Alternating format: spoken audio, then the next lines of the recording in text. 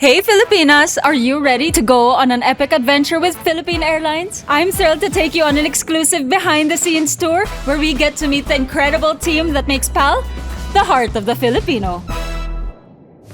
See how they prepare for each flight and find out how they maintain their top-notch 7-7 safety score. Woo! Let's go! Hey Michelle, ready ka na ba? Safety first before fashion, right? Right. Okay, what's next? To the aircraft. Let's go!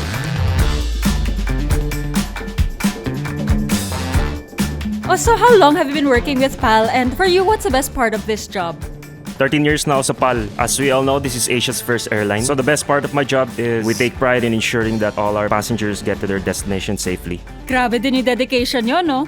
Pero I just have to ask, what's the first thing that you do before every flight to ensure all of our safety? Before each flight, we do a final walk-around inspection just to make sure na wala nakaligtaan. It's our way of showing care for every passenger's journey. For us, hindi lang basta-basta yung trabaho namin. We need to double-check everything. Gusto namin iparamdam sa pasahero na ligtas sila sa buong flight ng PAL. Buong pusong alaga talaga. Paano kayo nagtutulungan to ensure na smooth lang ang lahat? Teamwork talaga. So we have to communicate just to make sure everything is set.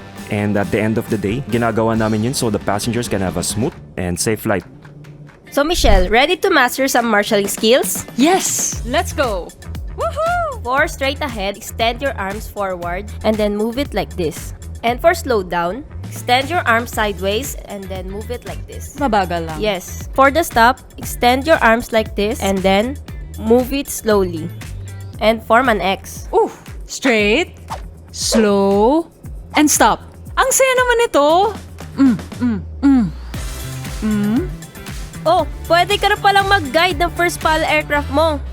Ako? Baka ano pa mangyari sa eroplano, pero sobrang saya talaga. So I'm definitely hungry for more PAL stories. Join me as we find out what goes on 30,000 feet above the ground. Hi, Michelle. Welcome aboard. We are thrilled to have you with us today. No, actually, I'm the one that's so excited to be here to experience what goes on behind the scenes. So I have to start. What makes your job so much fun? Actually, our job lets us travel while working. Most memorable is traveling with our family members, not just ourselves and our co-crew, because working here in Philippine Airlines, that's one of our benefits. Oh, that is just so nice. But for every passenger that comes on board, how do you make them feel that genuine care? It starts when they board. You welcome them with your warmest smile and just make sure that they feel welcome. Also, we make sure that they feel our buong pusong alaga. And of course, the Filipino hospitality naturally comes out. Para sa akin, it's really that tatak Filipino hospitality, the genuine care and genuine kindness that every passenger feels every time they're on board. Galing. But I actually have a very small confession. The safety procedure is my absolute favorite every time I'm in flight. So, baka pwede naman pa-experience. Sure. Of course. Let's go! Let's go.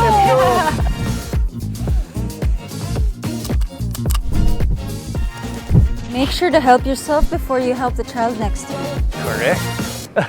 So, during an actual emergency, when everybody's panicking, how would you handle situations like that? Hopefully it doesn't happen. Yes, right? I hope But so. anytime it can happen, that's the reality. So we make sure that we're on top of things. We have to be assertive. We're very warm in welcoming the passengers, but when it comes to safety, we'll make sure that we command respect. We are very much qualified. We've been talking about lots of things that happen here in the cabin. The real magic happens up front.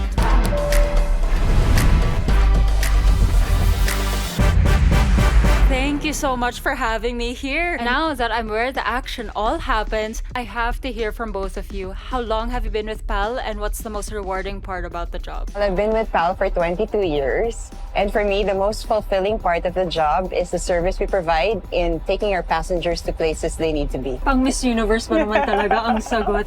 But you know, here in this cockpit, I'm sure that you've had some unforgettable memories. Having my family with me every time. Having my dad on board for the very first time was very memorable to me. The look of pride in his eyes was everything to me. Tell me, how do you prepare for anything that might come your way? Because I'm sure there are a lot of factors. In aviation, whether it's technology, regulations, or operational procedures, well, especially weather, staying on top is being proactive. Keeping yourself up to date on the latest procedures and practicing them in the full flight simulator. This ensures that both I and my team are fully updated in terms of KSA, knowledge, skills and attitude. As Asia's first and longest serving airline, we take pride in delivering not just a flight, but an experience. I've actually experienced it myself, those signature PAL butter landings. Can you tell me the secret? When we are talking about PAL's signature butter landings, it is more than just smooth touchdown. It is a symphony of technique, precision, symmetry, sound inside and outside the aircraft that's topped off by finesse in brake application, which is honed through years of experience and training. Well, you guys are rock stars in the sky. It's so clear that every detail and every decision is made with so much care and expertise. Thank you, Michelle. Thank you for having us.